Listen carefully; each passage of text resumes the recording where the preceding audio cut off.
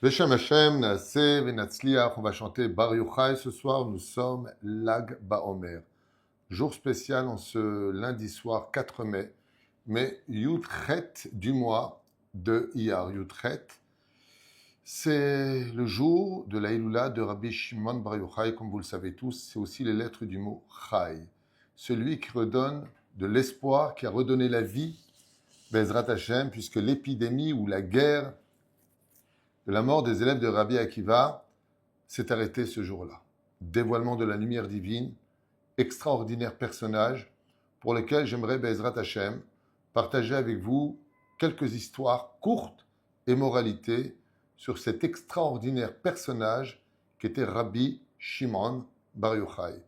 Pour ce cours qui nous a offert par la tzedika Betty El Jarat. Toda Rabba, Betty Ayekara, d'avoir pris ce shiur dédié Bezrat Hashem pour l'élévation de l'âme de son cher papa, Shimon ben Rahma. Roh Hashem, Tanachenu Began Eden Elyon, Bechol Asher Hovim Imo, que le mérite de cette étude de Rabbi Shimon Bar Yochai, Tagen Ba'adaich, toute ta famille, Bezrat Hashem, toute votre famille, pour l'élévation de l'âme de votre papa, pour qui ce cours est pris, qui est décédé lui-même à Lag Baomer il y a 5 ans et il a été un père exceptionnel qui nous manque tellement.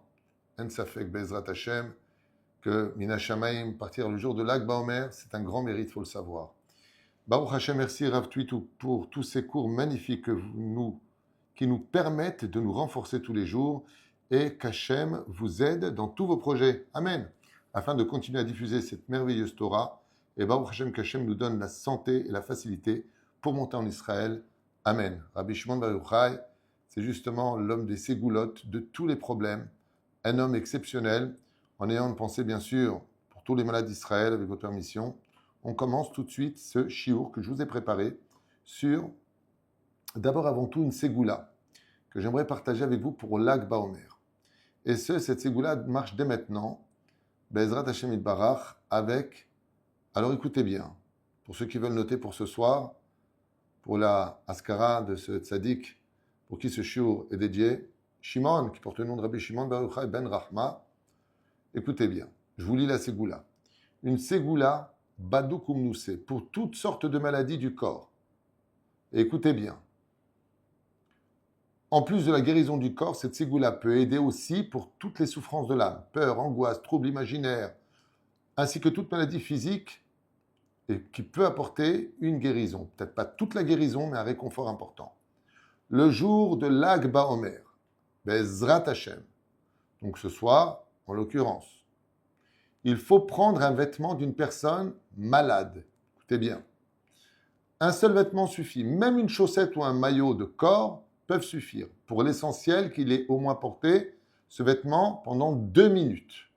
Ensuite, bien sûr, il ne s'agit pas de prendre un vêtement propre, sortir de la lessive. On parle d'un vêtement qu'il a porté, tu le prends, tu lui mets enlève ton vêtement.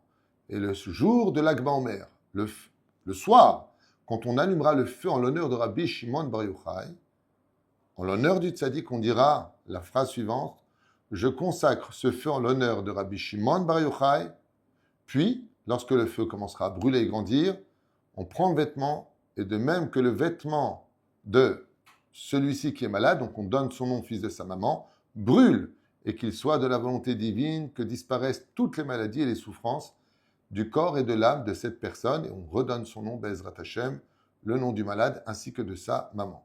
Et de même que le feu, on dira, consume tout, qu'ainsi disparaissent toutes les maladies rapidement, avec miséricorde, par le mérite du Tana Elohim, Rabbi Shimon Bar Yochai, Sruto Yagen Alenu, qui le protège et éveille sur lui la miséricorde divine, et que le feu consume toutes les maladies qui l'ont attaqué. Puis dire 3 fois de suite, Eloke Rabbi Shimon Bar Yochai Aneni, alors Elaad et Rabbi Shimon Aneni, 3 fois de suite, et ensuite, il est possible d'ailleurs de faire cette ségoula pour n'importe quelle personne, bien sûr, et le malade n'a pas besoin de le faire lui-même ou d'être présent pour cela. On peut le faire aussi pour lui, tant qu'on a un vêtement à lui qu'il a porté au moins 2 minutes, qu'on l'aurait dans les mains. Et en prenant un vêtement, alors ce n'est pas la sorcellerie, bien sûr, c'est vraiment une ségoula, parce que dans le feu qu'on allume en l'honneur de Rabbi Shimon Bar Yochai, l'âme de Rabbi Shimon descendrait, à ce qui paraît, dans ce feu, selon la tradition juive.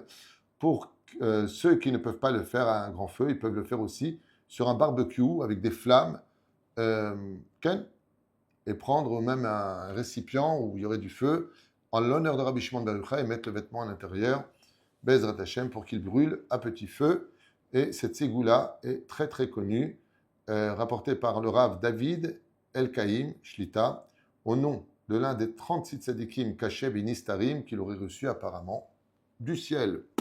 J'en sais rien, je ne sais pas ce que ça vaut, mais on n'a rien à perdre à le faire. Et la vérité, pourquoi pas. Alors on va parler maintenant de ce géant de la Torah. Et demain matin, oui, vous aurez aussi un autre cours sur la Hilula de Rabbi Shimon Bar Yochai qui nous a été demandé. Rabbi Shimon, un personnage vraiment spécial. Sa naissance, j'en avais fait un cours l'an dernier. Comment est né Rabbi Shimon Bar Yochai et son père qui a rêvé? Il a vu comme ça une source d'eau, des arbres, et cet arbre-là. Regardez le cours l'an dernier, il était magnifique. Comment on a annoncé la venue au monde de Rabbi Shimon Bar Yochai. Comme le dit le Télim du roi David, Aliti la Marom, je suis monté au ciel, Veshavita Chevi, et j'ai rapporté pour moi une captive. Qu'est-ce que c'est cette captive? Chazal nous dit que c'était l'âme de Rabbi Shimon Bar Yochai. Quand Moshe Rabbeinu est monté au Har Sinaï, il a libéré une âme que le ciel voulait empêcher de descendre parce qu'il aurait libéré le monde. Veshavita Chevi, Shin Bet Yud, Shimon Bar Yochai, ce géant de la Torah. Alors écoutez bien, parce que ce géant de la Torah est une chose incroyable. Vraiment. La première règle que je pourrais dire de Rabbi Shimon Bar Yochai, c'est qu'il a enseigné de ne craindre personne, ni les ennemis d'Israël, ni les impôts, ni la Shum Davar, crainte du ciel. Il est Emet. Un conflit intervient, vous retrouverez ça dans Maseret Shabbat de Daf Lamed Gimel Amud Bet, avec trois qui seront assis avec lui, Rabbi Yossi, Rabbi Yehuda et lui-même. Et Rabbi Shimon Bar Yochai va dire, ce que dira d'ailleurs plus tard la Gemara, dans Maseret Avodah Zarah, que tout ce qu'ont fait les non-juifs, ce n'était pas pour Israël, c'était pour eux-mêmes, pour leurs propres intérêts. Seulement, ça va être rapporté aux Romains. Les Romains vont décréter la mort de Rabbi Shimon Bar Yochai pour trahison, parce qu'il a dit une vérité. Vous savez que nous, les Juifs, dès qu'on dit des vérités, on ment, on est terroristes, on est des pourris. L'histoire se répète et c'est exactement ce qu'ils ont décrété contre Rabbi Shimon Bar Yochai, qui a dû fuir avec son fils dans la grotte pendant 12 années, encore une année. Asbotiru Bezrat Hashem, ce géant de la Torah, la grotte. Quand tout disparaît, sauf l'essentiel, poursuivi par les Romains, pour avoir dénoncé leur corruption, Rashbi, donc Rabbi Shimon Bar Yochai, on va l'appeler Rashbi pour aller plus vite, se cache avec son fils, Rabbi Éléazar, dans la grotte. Pas de nourriture, et pourtant un caroubier. Caroubier pousse, pas d'eau, une source d'eau jaillit. Ils y vivront 13 années, enterrés dans le sable pour préserver leurs vêtements, plongés dans la Torah jour et nuit, sans connaître le sommeil. Quand ils sortent, ils ne supportent plus de voir les gens occupés à des choses matérielles, alors leur regard brûle les champs et une voix céleste sort et leur dit « Êtes-vous sortis pour détruire mon monde? Alors retournez dans la grotte. » Qu'est-ce que cela vient nous apprendre de cette Gemara de Shabbat? Que la spiritualité qui brûle dans le monde n'est pas encore pure, tout simplement. Et que la vraie grandeur n'est pas de fuir le monde, mais de savoir y vivre avec Akadosh Baruch Hu malgré ses défauts. C'est pour cela que Rabbi Shimon Bar Yochai retourne dans la grotte, pour dire que si tu ne sais pas adapter ta spiritualité à la réalité du monde dans lequel il vit, alors tu ne peux pas sortir Rabbi Shimon Bar Yochai, et c'est ce qui lui manquait, d'où cette année supplémentaire à l'intérieur de la grotte. Deuxième histoire, j'en ai 10 à partager avec vous. Le vieillard et les deux fameux myrtes. Donc, aimer le Shabbat en sortant de la grotte, Rashbi voit un vieil homme courir avec 2 branches de myrte à la veille de Shabbat. Il arrêta et lui demanda « Pourquoi 2? Pourquoi tu as des myrtes ?» Et le vieil homme lui répondit « Shabbat, un contre Zachor, souviens-toi, et l'autre contre Shamor, tu garderas. » Alors Rashbi dit à son fils « Regarde combien les mitzvot sont chers au peuple d'Israël. » Qu'est-ce que vient nous enseigner, une fois de plus, cette même Gemara? Même celui qui semble être simple peut atteindre les sommets d'amour pour Hachem dans la profondeur de ne se mesurer jamais aux apparences. Qu'est-ce que ça vient nous dire? Cet homme-là, il tenait des myrtes. Rien de spécial. 2 choses simples. Il lui a dit, pourquoi tu tiens ça? Il lui a dit, parce que Dans la Torah, j'ai vu qu'il y avait Zachor et Shamor.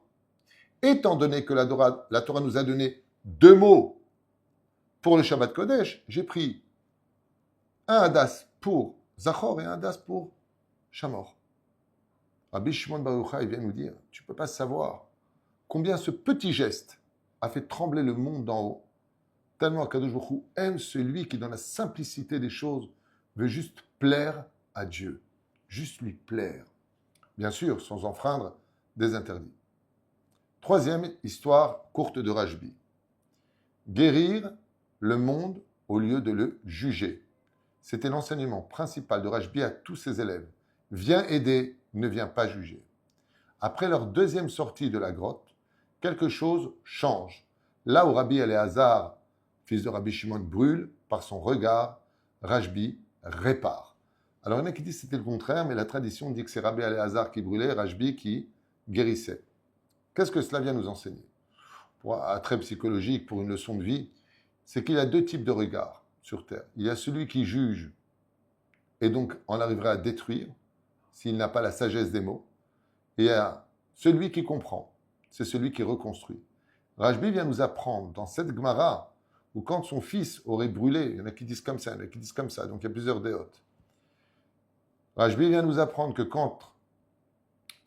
la vérité, la vraie élévation, c'est de voir le potentiel et pas les défauts. Car en jugeant, tu vois les défauts, tu juges ce qui ne va pas, mais en aidant, tu relèves d'une certaine façon l'échelle. À quoi ça ressemble? Et Chachamim nous explique que Rajbi, il avait l'habitude de dire, même si le trou dans lequel tu te trouves est très profond et tu n'arrives pas à en sortir, au lieu de regarder vers le bas la profondeur du trou, donne-lui l'échelle qui lui permettra d'arriver en haut du trou. Et ça, c'était la force de Rajbi, que tout le monde prie, le ciel qu'il intervienne pour nous, les Ivugagoum, l'Ibriyut Etana, Richut Yamim, Aliyah Beretz Israël, Parnassa Beshefa, Yeladim Tovim, tout ce que l'homme il veut demander, Rajbi en est, Bezrat Hashem, capable. 4e histoire, à propos du Zohar, la lumière cachée. Rajbi révèle au monde de Sefer HaZohar une lumière spirituelle immense. Mais cette sagesse est restée cachée pendant des générations. Pourquoi? Parce que certaines vérités ne peuvent pas être comprises, si ce n'est que lorsque le monde sera prêt. Et si le Zohar est resté caché jusqu'à aujourd'hui, alors qu'il a été écrit par la Chevra Kadisha et Rabbi Shimon Bar Yochai avec ses amis, c'est parce que le monde n'était pas prêt à son époque, jusqu'au jour où il a été enfin révélé. Pour nous enseigner que tu ne dois pas être révélé immédiatement dans la vie aussi, il faut savoir attendre le bon moment pour que la lumière soit reçue. Et c'est pour cela, des fois, nous enseigne Rabbi Shimon Bar Yochai que vous allez prier et pas voir les résultats de votre prière. Ne dites pas à quoi ça sert de prier, dit Rabbi Shimon Bar Yochai, mais que si ça ne vous a pas été accordé, c'est tout simplement parce que vous n'étiez pas encore prêt, contre toute attente, à recevoir les résultats de vos prières. Vous pensiez que oui, mais Dieu a ses comptes, et il sait que ça aurait pu vous faire ou tomber, ou chuter, ou condamner à quelque chose. Savoir attendre après ses prières, c'est comme l'a fait Rabbi Shimon Bar Yochai. Il aurait pu exiger que son Zohar soit tout de suite dévoilé de son vivant. Le Zohar était enterré puis caché, puis redévoilé, puis diffusé, et ce jusqu'à aujourd'hui dans toutes les demeures d'Israël, Baruch Hashem. 5e histoire, le jour de sa mort, pardon.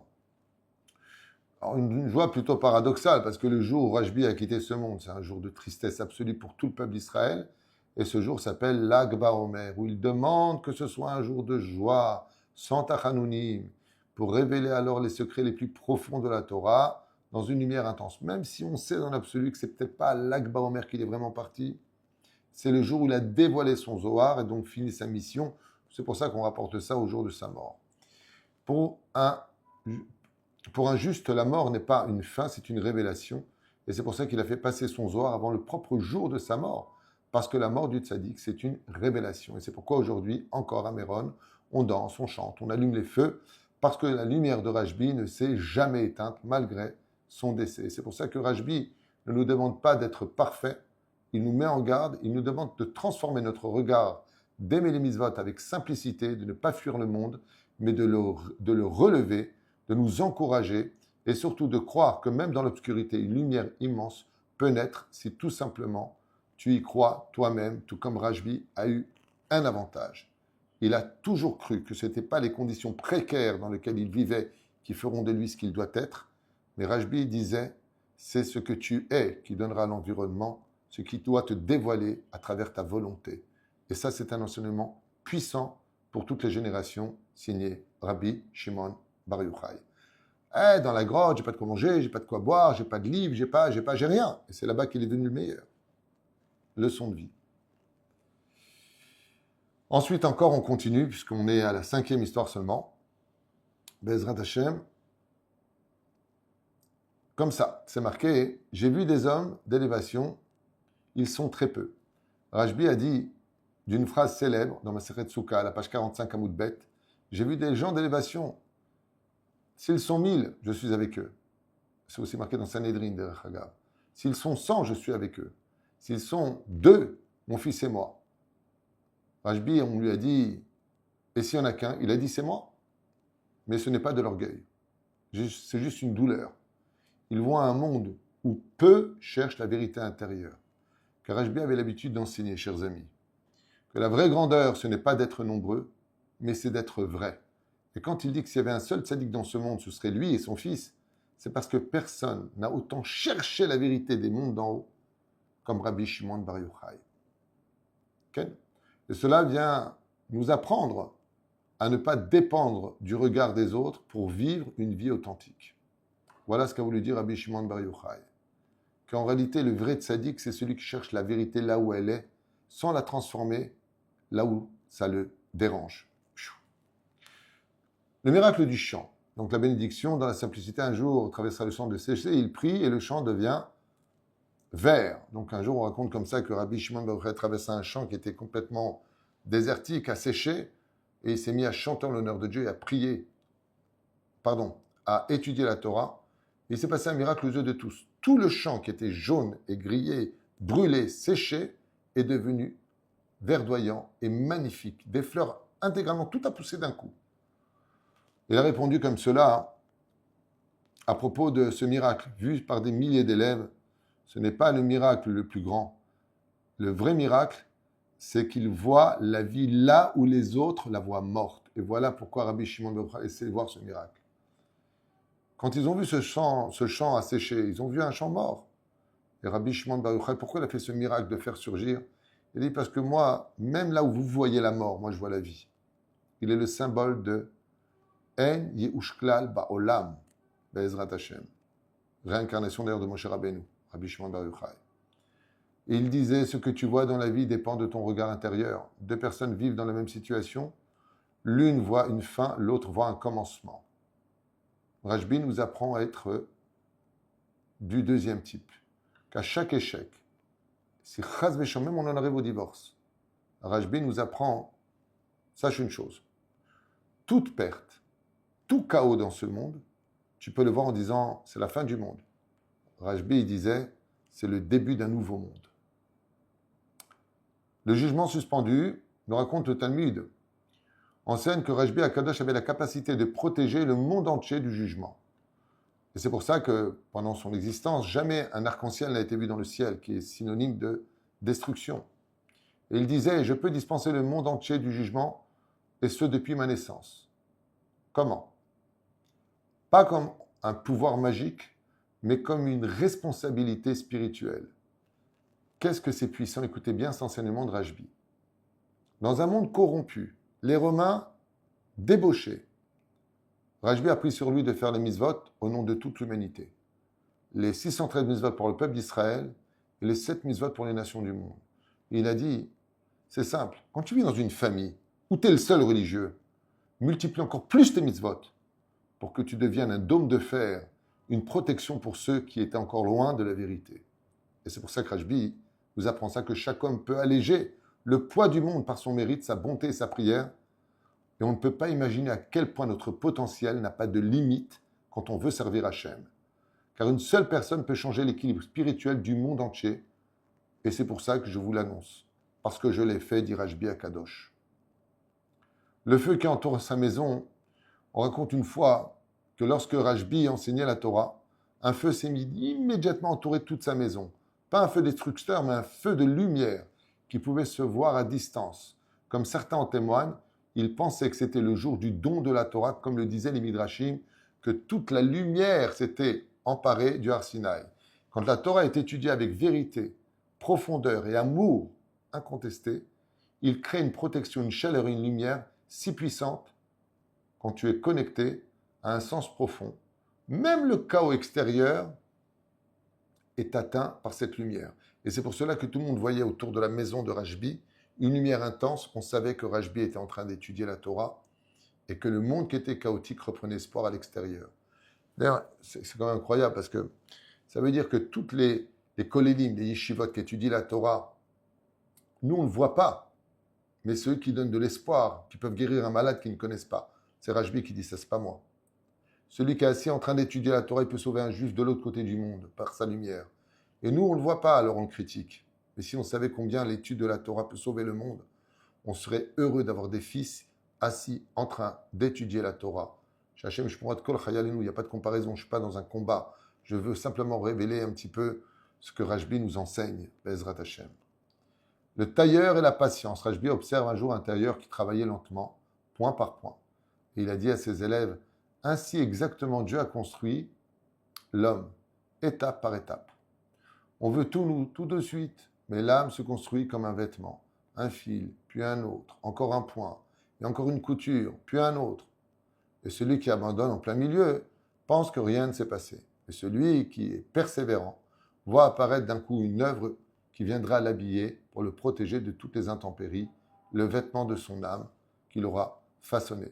Ainsi, Rashbi a dit, tu n'as pas besoin d'être parfait, sois juste dans ta vie, gardez toujours un regard vivant et ne pas te décourager, avancer sans reculer, même lentement, chaque jour, et croire que chaque petite action, chaque petit pas a un poids immense, parce qu'en vérité, le monde tient aussi grâce à des petites personnes qui n'ont jamais baissé les bras. Ainsi enseigné Bezrat Hashem Rashbi Akadosh dans ses enseignements sur ce qu'il a vécu. On raconte aussi plein d'autres histoires avec Rabbi Shimon Bar Yochai. Il a relevé les morts pour que les Kohanim puissent passer. Il a retracé les routes d'Israël. Il a apporté cette extraordinaire force que personne n'a pu atteindre. La souffrance, les conditions dans lesquelles Rashbi a étudié la Torah sont incommensurables. On ne parle plus de pauvreté, on ne parle plus d'un homme démuni, on parle des conditions minimales. Alors vous allez me dire, mais il y a plein de gens qui ont étudié la Torah dans la pauvreté. Pourquoi ils ne sont pas comme Rashbi? La réponse, elle est tellement belle. J'espère que j'aurai les mots pour le transmettre. J'ai lu moi-même dans le Talmud qu'il y a eu des gens comme Rabbi Eliezer, pas le fils de Rabbi Shmuel, qui étaient très pauvres. Ils s'en sont plaints. Imaginez que vous étudiez la Torah, pas de quoi manger, pas de quoi boire, pas de vêtements, rien, et que vous êtes l'homme le plus heureux du monde. Est-ce que vous comprenez? Personne n'a vécu ce qu'a vécu Rashbi, même il a la Zaken qui était très pauvre. Il a étudié dans la grotte. Et tu vas me dire, et alors, il y a plein de gens qui étudient dans des conditions horribles, qui n'ont pas mangé depuis des jours. Mais est-ce qu'ils sont heureux? Rashbi a étudié comme si c'était le plus riche du monde, qui vivait dans une villa. Rien ne lui a retiré son sourire. Son plaisir était si grand, juste parce qu'il était en train d'étudier la Torah que Dieu nous avait donnée. Et c'est là qu'est toute la différence entre Rashbi et bien des grands en Torah. Non seulement il a vécu dans la pire situation qu'on ne peut même pas imaginer, passer une journée, simplement une journée dans une grotte. Et je te dis, vas-y, étudie la Torah. Rassera. Pas de lumière, rien. Tu dois être la lumière. Tu n'as pas de livre, tu es enterré jusqu'au cou dans la terre. Quand il est sorti, après 13 années qu'il est reparti chez son beau-père, Rabbi Pinchas ben Yair, il s'est plongé dans l'eau et on a entendu un hurlement. Rabbi Pinchas ben Yair est accouru. Quand il a ouvert la salle de bain, il lui a dit, quel est ce cri? Et là, il a vu de ses propres yeux le corps de Rabbi Shimon Bar Yochai, plein de fissures et de trous. Les vers l'avaient consommé de l'intérieur. Il ne s'en était même pas rendu compte. La première fois, il a enfin respiré. La douleur, l'eau qui a pénétré ses fissures, lui a fait tellement mal qu'il a hurlé. Et Rabbi Pinchas ben Yair, ce tzaddik Yesod Olam, lui a dit, je te promets, mon fils, que le cri de douleur d'avoir étudié la Torah dans les conditions les plus infâmes, les plus incompréhensibles au monde, traversera toute la génération. C'est pour ça qu'il est grand Rajbi. Pas parce qu'il a été très fort en Torah, pas parce qu'il a aimé Dieu. Pourquoi Rabbi Akiva, il n'a pas aimé Dieu? Mais personne n'a étudié la Torah avec autant de joie et si peu de raison de l'être, si ce n'est que d'être avec Hachem, chercher la vérité et tenir sa Torah dans les mains. Voilà pourquoi Rajbi est un exemple pour nous tous. Et ça, à la fin des temps, c'est ce qu'on vivra tous. Peu importe ce qui se passera, quand viendra le moment de la Géoula, on étudiera la Torah, chercherons la vérité. Et ce qui comptera pour chaque juif, c'est d'être avec Hachem. L'Akba Omer Sameach, Zchut Rabbeinu, Rabbi Shimon Bar Yochai Egan Aleichem, et son fils, qui n'est pas moins grand, Rabbi Elazar Beno, que les Chachamim nous ont dit, tout celui qui monte à Méron sur sa tombe, c'est comme s'il montait au Harabaït. Bezrat Hachem, je voudrais juste rappeler une anecdote petite de mon Rav, Rabbi Moshe Ederi, avait raconté que quand il allait sur la tombe de Rabbi Shimon Bar Yochai, il demandait à la voiture, lui qui était fatigué et âgé, avec sa canne, il disait, tu m'arrêtes en bas, je ne veux pas que tu me montes jusqu'en haut. C'est une longue montée, c'est très dur quand tu es cardiaque. Et il montait avec les mains et les pieds. Un jour, mon frère Michel lui a posé la question, il lui a dit, pourquoi tu montes comme ça? Il lui a dit, si tu savais devant qui nous venons nous présenter, toi aussi tu viendrais presque à 4 pattes devant lui. Ce n'est pas de la vodazara, chers amis. C'est qu'on ne se rend pas compte de la valeur de Rabbi Shimon Bar Yochai, qui Dieu a donné les clés de la vie, de la pluie, de la résurrection des morts et de la parnassa. On ne se rend même pas compte de qui on parle. Lo Yehuman Kesupar, Sutra Rabbi Shimon Bar Yochai Egan Alun Valechem. Allumez ce soir un beau feu, mangez bien de la viande. Demain, Bezrat Hashem, on peut déjà écouter de la musique. Juste pour nous, Sfaradim, en 2026 de ce Lag BaOmer, on ira chez le coiffeur que mercredi matin. Les Ashkenazim le peuvent déjà. Et je souhaite, par son mérite, d'entendre que de bonnes nouvelles, Géoula pratique des Klalit, au mariage de vos enfants, et pour l'élévation de l'âme du Tzaddik, Shimon ben Rahma, qui a le mérite d'avoir ce shiur ce soir, Lag BaOmer, en l'honneur du Tana Eloki, Rabbi Shimon Bar Yochai. Kol Tuv et Litra.